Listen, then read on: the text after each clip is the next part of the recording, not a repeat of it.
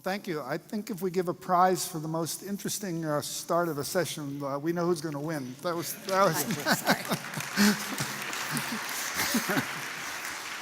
that was tremendous. Well, as she said, when I went to SRI as the CEO, I was CEO for 17 years. When we started, it was a famous place already. The computer mouse, the origins of some of the aspects of the internet, received the first internet transmission. It had a storied tradition, but the model it was using for innovation was failing. It came from a previous era, and actually for 20 years it was in decline. And when I joined, it was about to go bankrupt. You can imagine what it was like after 20 years of slow decline, how the people felt. And SRI is in the middle of Silicon Valley, so there's a lot to compare with. Well, we started in many of the ways that we discussed yesterday. We started with a bottom-up process to understand what the values were, what people wanted to do, and how we wanted to work together to be successful. And out of that, we came up with a vision. And our vision was to become the premier independent source of high-value innovations. Now, premier is a nice word, but it only means one thing. We wanted to be recognized as the best place in the world for high-value innovations. And some people believe that we might be that. David Ladd from Mayfield Ventures, a very famous venture capitalist, said that SRI now is the best place in the world at turning its technology into economic value. So I consider that to be aspirational, but it's nice when people start saying that about you. And the question that we asked here, and it's on this slide, is how do we make the results we want inevitable? Episodic innovation is a prescription for going out of business today. You can't depend on a lone genius to pull out miracles for you every once in a while. It has to be inevitable. If it's not inevitable, as managers, our job is not done. Whoops, what did I do? Thank you. So here's a quote that I love from Gary Hamel. Every CEO will at least give lip service to the idea that the world is moving faster and we need to do a better job in innovation. But if you go into an organization and ask people to describe their innovation system, you get blank looks. They have none. This is the test. You can do this for any organization you walk into. Go up to a middle-level manager, ask them to describe their innovation system. If they can't do it, by definition, there is none. And I've found this all over the world. The number of companies that can actually describe their innovation system is tiny, in spite of all the work of the people in this room and others. I want to tell you, I can't tell you everything today, but I want to tell you 3 critical things that we did that transformed SRI from failing to being enormously successful. The first is to work on important customer and market needs as opposed to interesting ones. Obviously, if it's not important, you're not going to make an important impact. Value creation playbook. Those are best practices that basically define how you successfully go about creating innovations.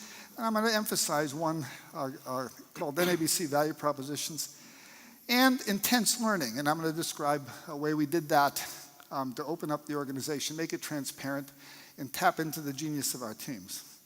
So I'd like to ask this team, how many of you have a playbook? You know, it might be only 10 pages long, but a playbook of fundamental innovation concepts and processes that you use in a workshop to train every employee in your company. How many people have such a thing? So we have 3 or 4 hands going up. So right there, that's a sign that you have work to do. That's the test. I can almost guarantee you, if you don't have that in place, you're wasting an enormous amount of money and your precious people's time. So in my view, if those elements are not in place, at best the results will be episodic, and high-value innovations must be made inevitable. We've talked a lot about the what of innovation. It's the how that matters. People say, be creative. How?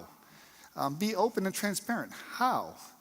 Tap into the genius of your teams. How? It's the how that transforms it from being aspirational to being realized and where you get the progress. So here's an example of something we taught everybody. What's the definition of innovation? And this is the definition we liked. We have to create it, and we have to deliver new customer value in the marketplace with a sustainable business model. I've asked thousands of senior executives to put down their definition of innovation. The number of companies I've been in where the senior executives actually have a shared definition that's even close is zero. Zero. Never. And nobody has ever mentioned the business model. And as you know, if you don't have a business model, there's no innovation. So this is an example of the kind of things we taught everybody. Yeah, we want great ideas, we want to have great products, but if there's no business model. This ketchup bottle is a good illustration of what innovation is. When you first saw this, you were probably surprised and went, wow, that makes perfect sense. Why didn't everybody think of that before? So then you're surprised, and then you kind of adapt to it. And now if something like that is not turned upside down, you're actually disappointed. It's negative value. And that's why we have to keep on innovating, because we surprise our customers, they then adapt to it, and then we have to do it again. It never stops. And of course, innovations come from tiny to really big. But I would tell you, we were always looking for things at SRI that really surprised you. If it did, the surprise is a measure of the impact of the innovation. If you don't look at it and go, wow, you're probably not addressing an important need. And in today's world, you're probably not going to be successful. Poor performance. You know what's happening to companies, Nokia, Kodak. We don't have to dwell on that. The lifetime of the top 500 companies now is down to under 15 years and continuously going down. Most national lab programs, the directors in public all say they're doing a wonderful job, but I've had lots of conversations with them in private, and you get a completely different story. The amount of waste that's going on is unbelievable. Tech transfer programs. Most of these lose money around the world. And even the name is wrong, tech transfer. I mean, this is an insult to Peter Drucker, right? It's the customer. You start with the customer, not the technology. So even at the most fundamental level, we still don't use the right words to describe what we're doing. And this may surprise some of you, but 70% of VCs in Silicon Valley, the best ecosystem in the world by a factor of 10, 70% of VCs lose money every year. 5% make all the money. It's a really competitive world. There are many unproductive ideas. You've probably all heard this one, fail fast, succeed early. I think this is a really terrible idea. I can't imagine telling anybody, taking a Chinese student, saying, your goal here at SRI is to fail fast to succeed early. I don't think so. That's not how I was brought up, right? The thing that's really wrong with that is it doesn't tell you what to do.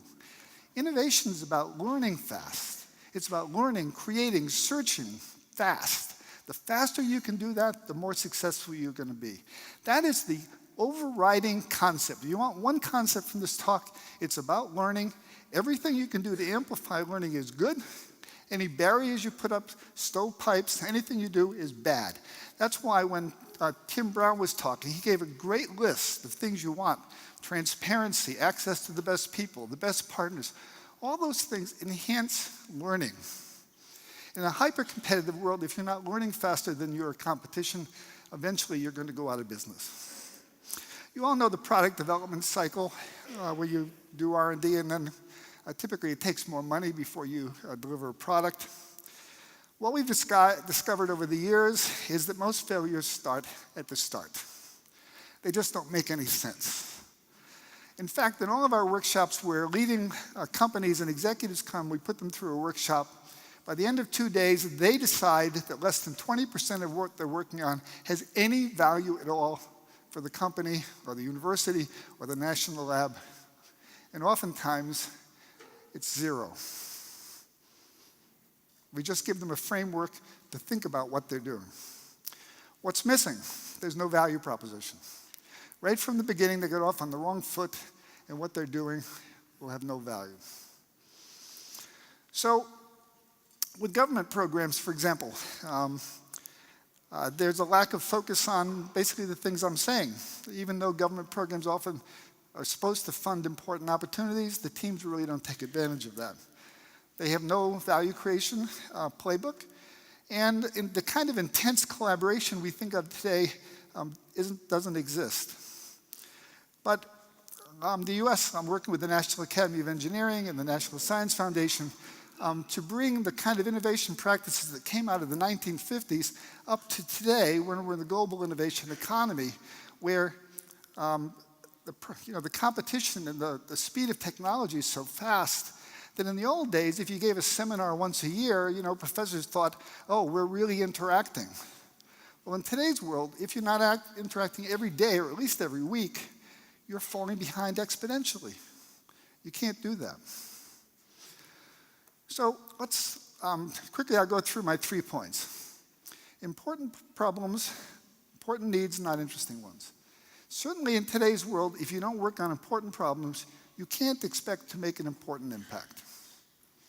Really simple. And if you think about what most people do, when you start, they identify what they consider to be an interesting problem, and by the time they solve it, it doesn't matter. It's just waste. And one of the reasons they say they can't imagine focusing on an important opportunity, they say it's too risky. We can't do that. How would we do that? That's impossible. And you may find it interesting, but I never said risk at SRI. I said risk mitigation, but I never said risk. We didn't think of it that way. What we did is we'd start out with some initial target, and of course, when you start, you don't know anything. But we had a process, which I'm about to say, to get the answers we wanted. And we felt that a couple things were possible. If we followed our process, it was almost inevitable we were going to end up in a good spot, because we had a way to get there. But of course, we never ended up where we thought because we didn't know enough. But here's a secret. If you tackle big, important problems, the sweet spot, the number of places you can land that are valuable is incredibly large. But if you don't have a process to get there, people say, oh, that's too risky. And it is. If you don't know how to get there, it's like jumping off a bridge. And your people won't jump off bridges. And we heard a lot of that yesterday. You've got to create a path for them so it seems like a systematic way to get there. Definition of a value proposition. So I mentioned that. So I've asked thousands of executives, do you have a definition for a value proposition? The most important, I would say the single most important concept in business. If you don't have a value proposition, you don't know what you're doing. You don't know what you're doing. And so if you don't have a common definition for value proposition, at a minimum, there's enormous confusion inside your company. So here's what we ended up with. What's the important customer and market need? What's your unique, compelling approach, both for the solution and the business model? What are the benefits per cost? That's the definition of value. And how does that compare to the competition or the alternatives?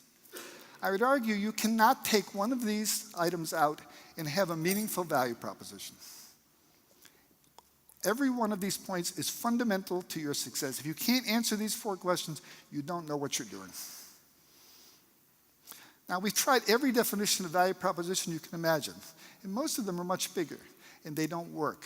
They don't work because people can't understand them. They're too complicated. This definition we found is incredibly powerful. I need to ask you to wrap up a bit, Curt. Okay. Thanks. It also applies to everyone. This is a tribute to Peter Drucker. Everything starts off with the customer need. Here's the most common failure. People want to talk about their idea, their approach. They don't talk about the need. They say the need's obvious, the benefits per cost are obvious, and the competition is. And 95% of presentations we see look like this, and they have no value for executives like you. We have forums where we bring people together to learn. These are facilitated meetings. People can come from all over the Institute. 3 to 5 teams will present for a couple minutes, because if you can't do it in a couple minutes, you don't know what you're doing. You get feedback from your team, and over time, we take a value proposition and turn it into a business case. These meetings are like magic if you ever sit through them. They're not normal incubation meetings. They're really like magic, and maybe we can talk about it in the session. Good. Just to end, when we did Siri, we had the technology for years. We've been working on AI for decades. And we started creating value propositions for different ways we could develop commercial initiatives with it. And it took us 3 years. It took us 2 years to come up with a working hypothesis for the solution and the business model. And all that time, we didn't have a business model. We could build it, we just didn't have a business. We didn't have big money. And only when we got to that point where we had a working hypothesis for both did we go out and hire the best team for that value proposition. And it wasn't until that point we could do the positioning and the distribution and the partnerships, all the other things that go into a business plan. You can't do them until you get to the point where you know what to do. So the value proposition goes all the way through it. It's at the beginning, it never goes away. Obviously, your salespeople, your business development people, they all must know this as well. And how many business development people can actually give a complete value proposition?